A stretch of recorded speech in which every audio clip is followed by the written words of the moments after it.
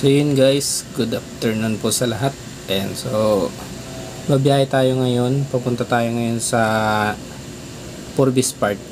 So galing tayo dito ng White Plains, Quezon City, going to Purvis Park. So titingnan natin yung yung takbo natin, kung ilang minuto natin tatakbuhin to mula dito sa panggagalingan.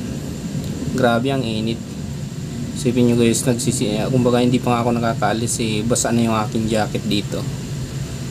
Tara guys. So yan, gabayan tayo ni Lord habang tayo nagbabiyahe. Palabas na ako ngayon ng gate. Yan. Siguro sa unang unang vlog ko dito ay nakita nyo na tong way na to. Palabas ako ulit dito sa aking pinag-duty area.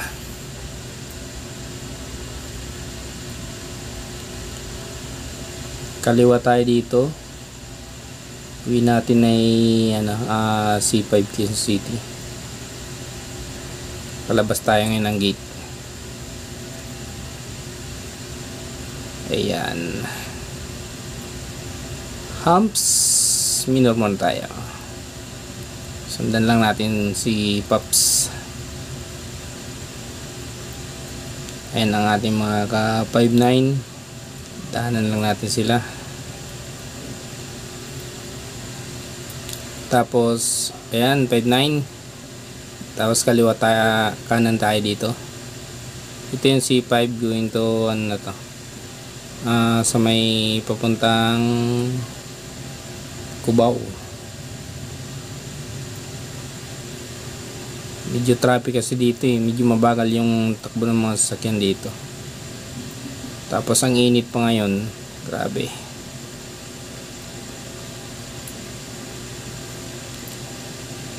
And so ito yung kabintayan ng nakamotor, kasi pag medyo matraffic pwede kang sumisingit, pero sabi nga niyan hindi din lagi. Kasi pag ganito na talagang ipitan yung traffic, no choice tayo dito. Sundan lang natin dito. Medyo mabagal yung takbuhan ngayon.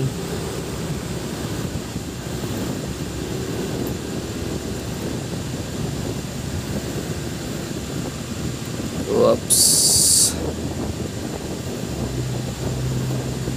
Ayan. Sige, dito. Singit tayo dito. Pasok na tayo dito. Ayan. Diretso tayo ngayon. Ayan. So, medyo maluglog dito sa bandang kanan. Mahirap din sa kaliwa.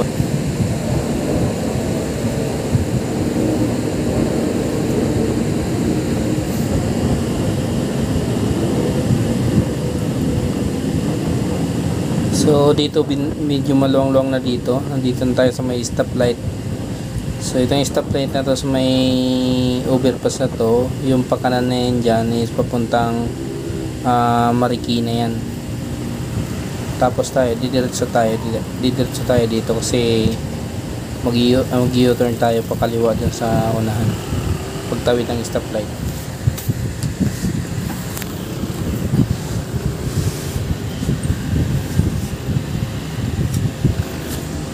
Tamang joyride lang tayo ngayon kasi kukunin natin sa Purvis Park yung ating service na helmet.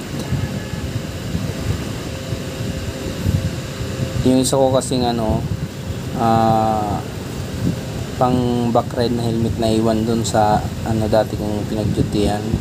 Ngayon ko lang kukunin, so almost 2 months na rin nakalipas. Wala medyo busy masyado. Ngayon lang nagkaroon ng time kaya ngayon pa lang natin makukuha. So kaliwa tayo dito, U-turn, tapos pasok tayo dito sa kanan. So ito naman yung Boni Serrano papuntang EDSA. So yung vlog natin na nakaraan, papunta tayo ng Santa Cruz, Manila, diretso lang tayo, pero ngayon Mag-iitsa tayo ngayon. So samahan nyo ko guys sa biyahe natin pupuntang Forbes Park. So makikita nyo kung paano tayo makipagpatintero ngayon sa sa EDSA. Kasi ang takbo natin ito paglabas natin dito sa may Bunin Sirano. So EDSA tayo. Bandang kaliwa natin guys, Campo Crame natin yan.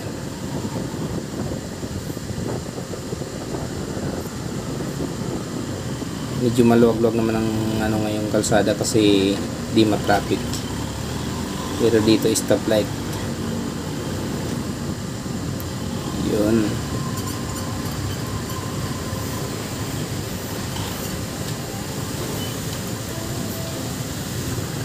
So go. Mangkada tayo, maluwag tayo dito ngayon eh. Pwede tayong tumakbo medyo mabilis dito. Yep, minor. Change lane tayo dito sa kanan.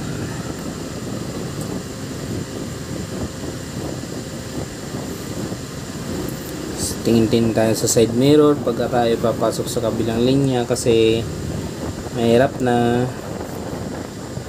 Yung iba kasi meron tayong mga nakakasabay minsan na motorista, bigla na lang papasok eh. Tapos bigla kang dating mo, di mo na mamalayan na bigla silang papasok sa kanan or kaliwa. Minsan na natin na-experience ko yung mga ganyang sitwasyon. Yung tipong tumatakbo ka, tapos yung sinusundan mo, hindi man lang tumitingin sa lilipatan niyang linya. Mahirap yung ganun. Kaya dapat tayo din alisto rin tayo sa ating sa ating brake kasi minsan hindi natin namamalayan yung mga kapaps natin yung biglang papasok sa linya na alanganin.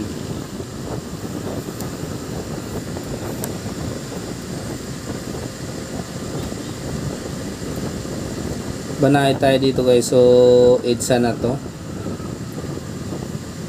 Ayan, so EDSA na yan. Pasok tayo dito. Pasok tayo sa kanan. So huwag tayong pasok ng pasok na hindi tayo tumitingin sa papasok natin kasi baka surprise tayo. Bago ka pumasok, tingnan mo muna. So pagdating dito sa EDSA, kaliwa na tayo dito. Yung papunta ng recto, yun diretso tayo doon nung nakaraan. Dito kaliwa tayo. So dito na tayo sa EDSA na tayo. Diretso na to. Opya. Tayo lang bibigay dyan kasi sa totoo lang dapat hindi sila pasok ng pasok. Antayin nila na makalampas yung nasa sa tamang line, yung nasa kanan. Meron kasi mga ganyan na yan, mga 4 wheels, yung ibang 4 wheels na sabi nga niya parang gusto nila pag-aaral nila yung kalsada. Hindi sila sumusunod sa tamang proseso. Lalo yung iba na siyempre natuto magmaniho na nagkaroon ng lisensya pero hindi dumaan sa tamang proseso. Hindi ko naman sa pinagmamalaki na ako dumaan sa sa pag sabi nga yung PDC, pero dinaanan natin yun. Nakakuha tayo ng lisensya, dumaan tayo sa sa schooling, ika nga. Meron iba kasi na natuto mag-drive tapos kumuha ng lisensya, so pera-pera na lang. Hindi naman siguro nila lahat, pero meron mga dumaan sa ganun. Tapos pag nasa highway na, yun na. Walang pakialam sa mga kapwa rider.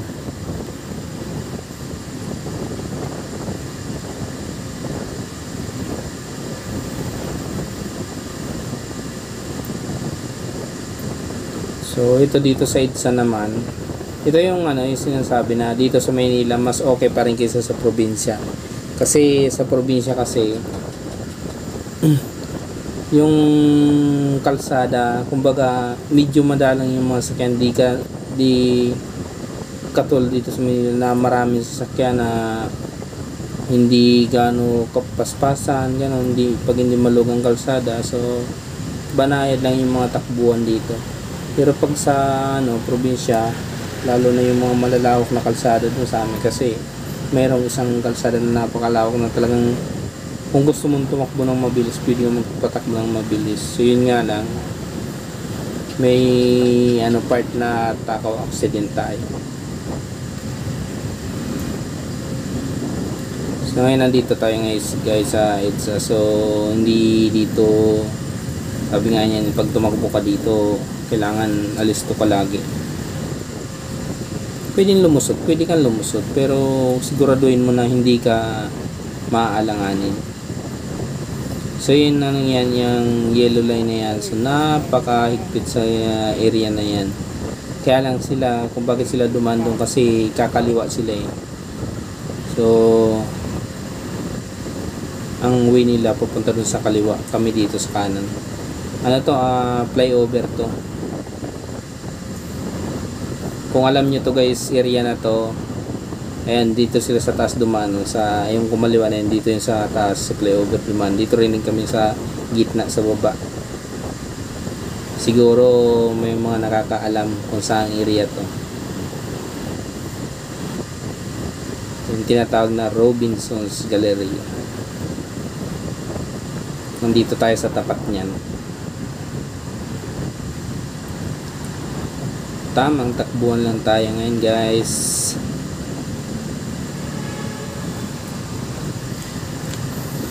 So ganito dito, banayad ng takbuhan lang. Hindi na tayo may pagsiksikan dun sa bandang kanan. Tamang takbo lang, di naman tayo nagmamadali, pero lang po nagmamadali tayo. Uy, muntik na siya. Huwag ganun. Yun, bus line yun. Kaya dito tayo sa bandang kanan, kasi yung bandang kaliwa na yun, bus line na yun.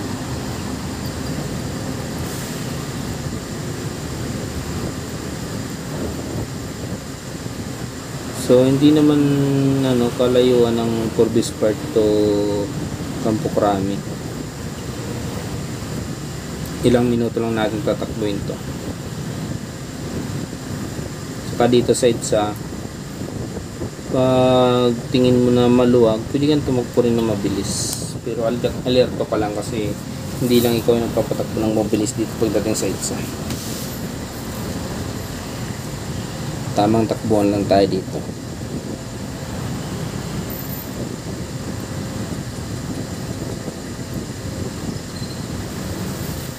Dito na tayo sa ano, malapit na tayo sa ano, SM Mega Mall. Sa kabila niyan SM Mega Mall na eh.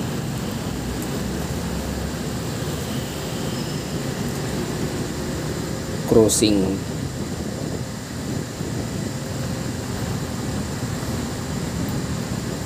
So itong oras na to napakainit na. Grabing init na itong oras na to. Pero ano pa lang to eh, alas 10, mga ganong oras.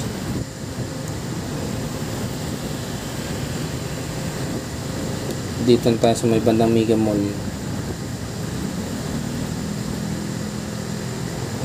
Kailangan dito, alisto ko ka dito.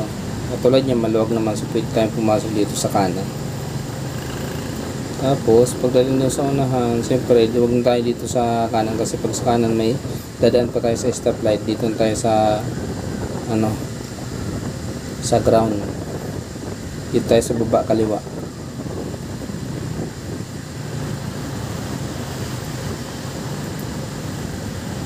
Chill lang tayo dito.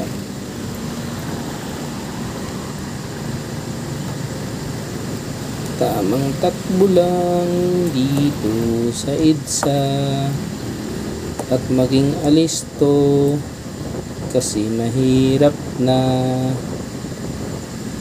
So dito tayo ngayon sa ilalim.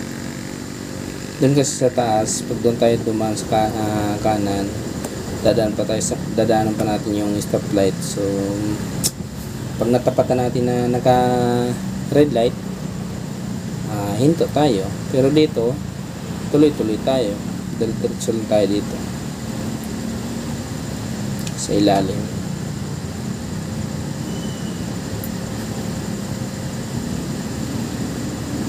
Tamang takbo lang.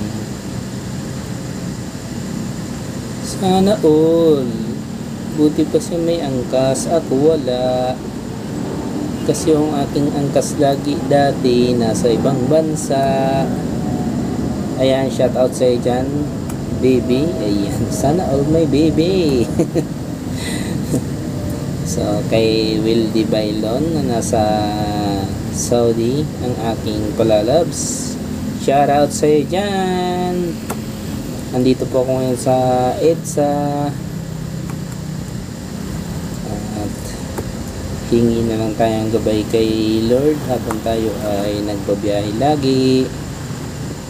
Thank you Lord sa gabay nyo, minuto, oras-oras, araw-araw, sa mga dumarating na oras at panahon. Ilayin nyo po kami sa mga kapahamakan, gamay na takbo. Uy, truck, bilisan mo naman. Ano ba naman to? Dito na nga tayo. Tingnan mo to. Buntot muna tayo kasi tayong pasukan. Dito tayo sa kaliwa or ano ba, kanan? Diba? Tingnan sa kanan kung makapasok tayo dito kasi yan, pasok tayo dito. Okay, minor. Pasok tayo sa kanan, tingin muna tayo. Okay, pasok mga suki. Sinsya na po, nasaan tayo, linya na to, pero sabi nga niya wala naman yung mga nagmamayari ng line na to.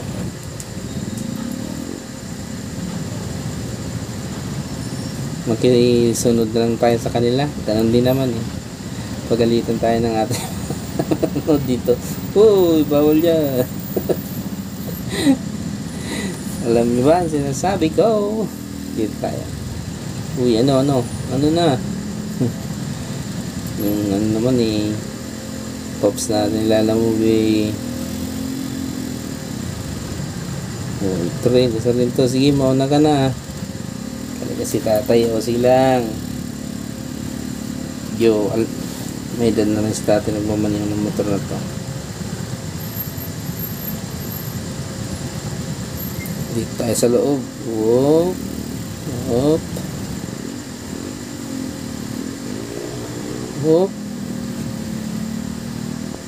Sige. Balik na nga lang tayo dun sa gilid. Dito tayo, balik tayo dito sa kanan. Kumpul yung mga sakyan dyan. Kumpul yung mga sasakyan. Dito tayo sa kanan para tuloy-tuloy lang. Tuloy. Tuloy.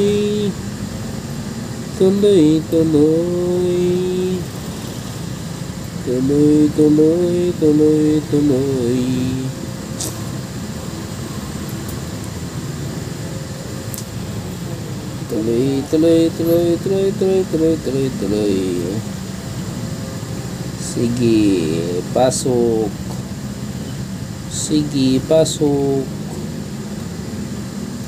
Hindi siya kumasya.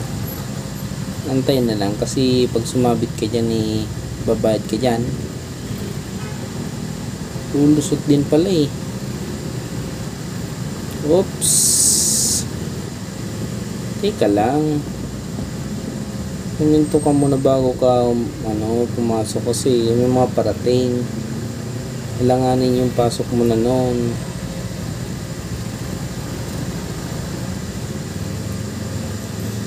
Ay, ang init talaga ng oras na to. Yan, sige.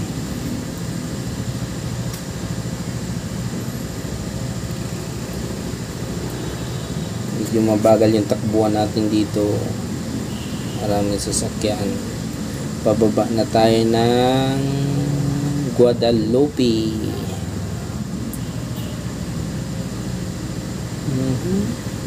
Sige, dito tayo, kaliwa tayo, huwag tayo masok dyan sa kanan kasi may ipit lang tayo dyan. Dito tayo sa kaliwa, kaliwa tayo.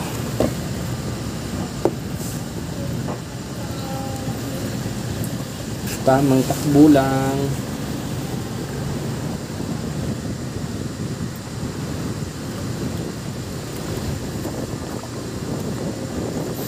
Okay, medyo maluwag-luwag na uli.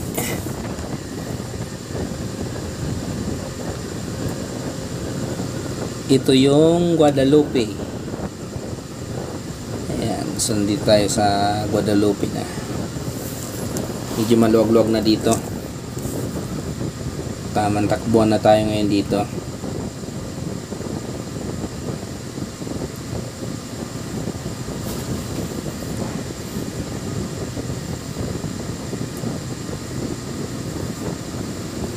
Guadalupe Station MRT, diba? Pag ganito kaluwag, magandang tumakbo, pero pag yung traffic, naku po, tapos ganito ang init, Diyos ko po, sunog-sunog ang balat natin dito. Ramdam ko nga yung likod ko, medyo pawis na eh. Kasi kung napansin nyo guys, yung yung aking jacket kanina, paalis pa lang tayo. So hindi pa tayo nakakaalis nun, pero yung sa may bandang ko, sabi sa Bicol niya, sa may bandang Takyag. Takyag. Sa may bandang sa may bandang Siko ko, basta yung ko sa pawis ko. Init, grabe. Dito medyo na uho ako eh. Kaya pagdating natin doon,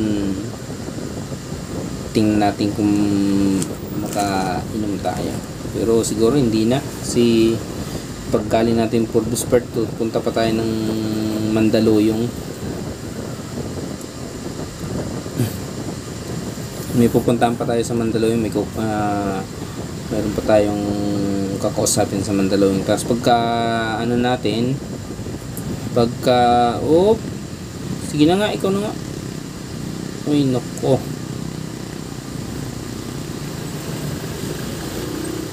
alam na kasing alanganin, abanti pa eh.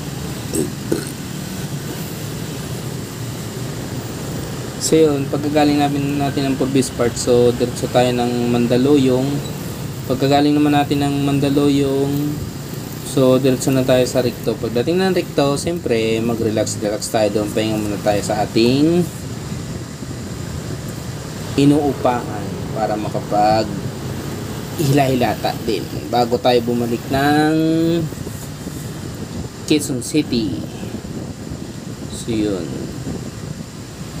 tamang takbo lang tayo, hinahapa tayo ng L3. Yun yung L3 kanina, tayo makipag-gitgitan, tamang lang tayo, takbuhan. So tatay, yung TV din tatay, sa init. Anak niya siguro tong angkas niya. Uy, kawati nagtapon ka dun, bawal yun. So malapit na tayo ngayon. Pagdating dito sa may Ayala, kakaliwa tayo dyan, puntang Purvis Park.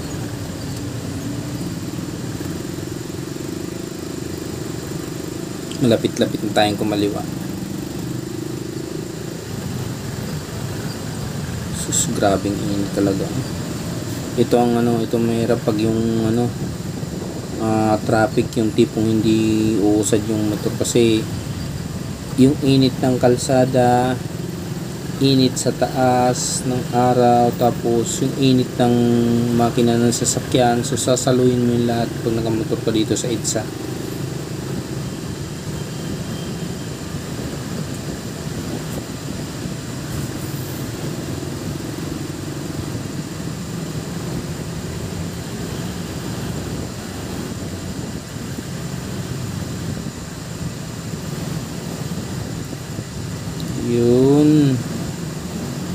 Pasok, pasok, pasok. Sa kaliwa tayo.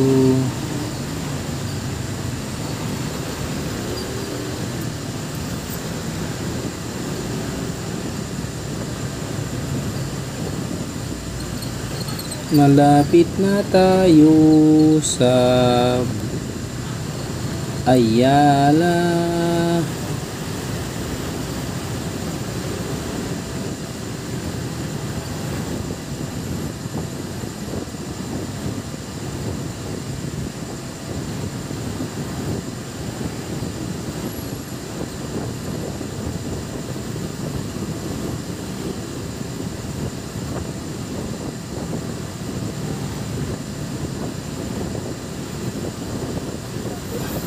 Kakaliwa na tayo. Malapit na tayong kumaliwa.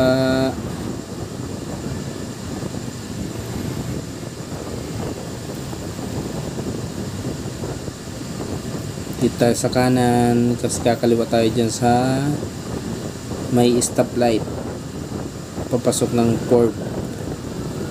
Uy, nako naman. Talagang sasagarin pa kung gumilid.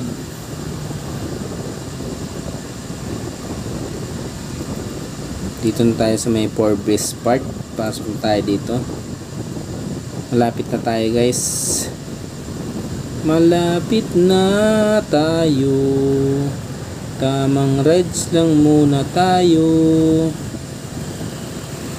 Takbo-takbo lang muna tayo. Tamang takbo lang para happy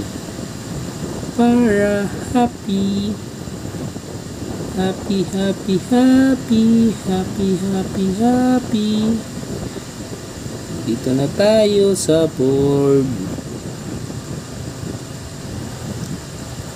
So yung diretso malapit na tayo sa ating dating binabantayan. Lapit tayo guys. Kakanan tayo dyan sa may Acacia sa unahan.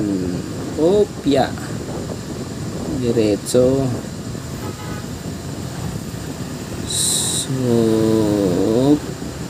So dyan sa huling Acacia na yan, kakanan tayo dyan. Minor tayo para kumanan. Ayan, dito tayo. Tapos doon tayo sa unahan sa may nakaparking na ba na yun. Dito tayo mag-u-turn din sa pinag-u-turn na ng coach.